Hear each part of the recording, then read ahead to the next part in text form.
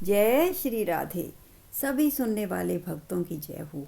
आज हम गीता में दिए गए भगवान श्री कृष्ण द्वारा उनके उपदेशों में से कुछ प्रेरणादायक उपदेशों को सुनेंगे, जिसमें भगवान ने कहा है कि जो मनुष्य गीता का प्रसार भक्तों में करता है वह मनुष्य मुझे अधिक प्रिय है।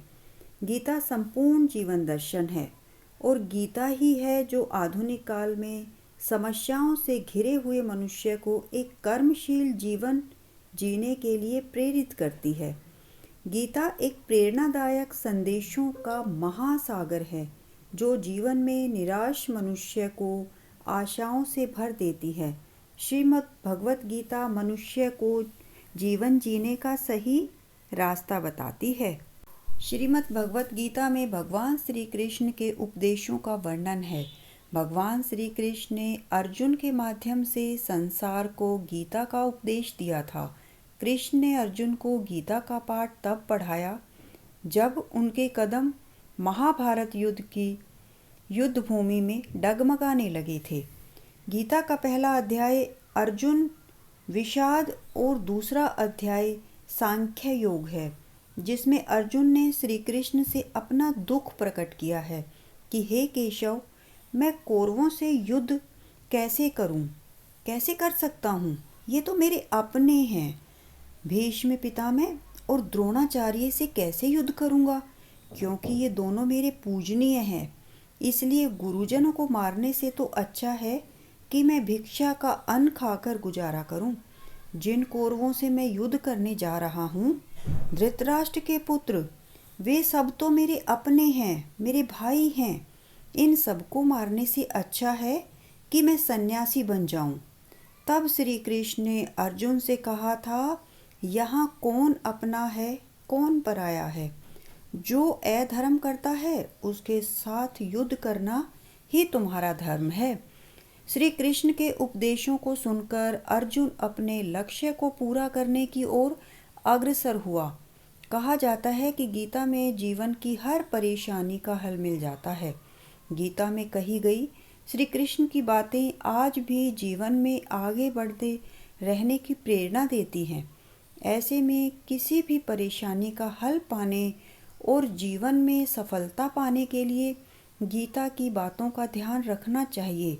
माना जाता है कि जो भी व्यक्ति गीता की इन 5 बातों का जीवन में अनुसरण कर लेता है, वह हर काम में जरूर विजय हासिल करता है। सबसे पहले स्वयं का आकलन। श्री कृष्ण के अनुसार व्यक्ति को खुद से बेहतर कोई नहीं जान सकता, इसलिए स्वयं का आकलन करना बेहद जरूरी है। गीता में कहा गया है कि जो व्यक्ति अपने गुणों और कमियों को जान लेता है, वह अपने व्यक्तित्व का निर्माण करके हर काम में सफलता प्राप्त कर सकता है। दूसरा है मन पर नियंत्रण। हमारा मन ही हमारे दुखों का कारण होता है। ऐसे में श्री कृष्ण भगवान ने गीता में स्पष्ट कहा है कि जिस व्यक्ति ने अपने मन पर काबू पा लिया है, वह मन में पैदा होने वाली बेकार की चिंताओं और इच्छाओं से भी दूर रहता है। साथ ही व्यक्ति अपने लक्ष्य को भी आसानी से प्राप्त कर लेता है। तीसरा, भगवान श्री कृष्ण कहते हैं कि क्रोध पर काबू रखें। गीता में भगवान श्री कृष्ण ने कहा कि क्रोध में व्यक्ति नियंत्रण खो बैठता है और आवेश में आकर गलत कार्य कर देता है। गीता में श्री कृष्ण ने बताया है कि क्रोध को खुद पर हावी नहीं होने देना चाहिए। यदि गुस्सा आए तो स्वयं को शांत रखने का प्रयास करना चाहिए। भगवान श्री कृष्ण ने आगे बताया है कि व्यक्ति का स्पष्ट नज़रिया होना चाहिए। गीता के अनुसार व्यक्ति को संदेह या संशय की स्थिति में नहीं रहना चाहिए। जो लोग संशय की स्थिति में रहते हैं, उनका भला नहीं हो सकता है। अपना नज़रिया बिल्कुल स्पष्ट रखना चाहिए। और पांचवा, भगवान श्री कृष्ण गीता में कहते हैं कि व्यक्ति को फल की इच्छा छोड़कर कर्म पर ध्यान देना चाहिए। गीता में श्री कृष्ण ने आगे कहा है कि मनुष्य को फल की इच्छा छोड़कर कर्म पर ध्यान देना इससे मनुष्य जैसा कर्म करता है उसे फल भी उसी के अनुसार मिलता है। इसलिए व्यक्ति को अच्छे कर्म करते रहना चाहिए। ये सभी बातें श्री कृष्ण द्वारा गीता में बताई गई हैं। इन्हें मनुष्य अपने जीवन में अपनाकर हर कार्य में सफलता प्राप्त कर सकता है और जीवन में आने वाली समस्याओं से निपटने में भी सफल हो जाता है। अब हम भगवान श्री कृष्ण का एक भजन गाएंगे। आप भी प्लीज़ उसको साथ में गाएं। गोविंद चले आओ, गोपाल चले आओ, गोविंद चले आओ, गोपाल चले आओ।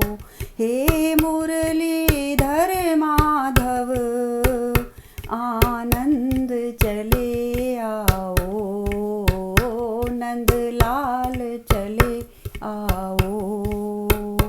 आँखों में बसे हो तुम, धड़कन में धड़कते हो। आँखों में बसे हो तुम, धड़कन में धड़कते हो। कुछ ऐसा करो मोहन, सांसों में समा जाओ। कुछ ऐसा करो मोहन, सांसों में समा जाओ।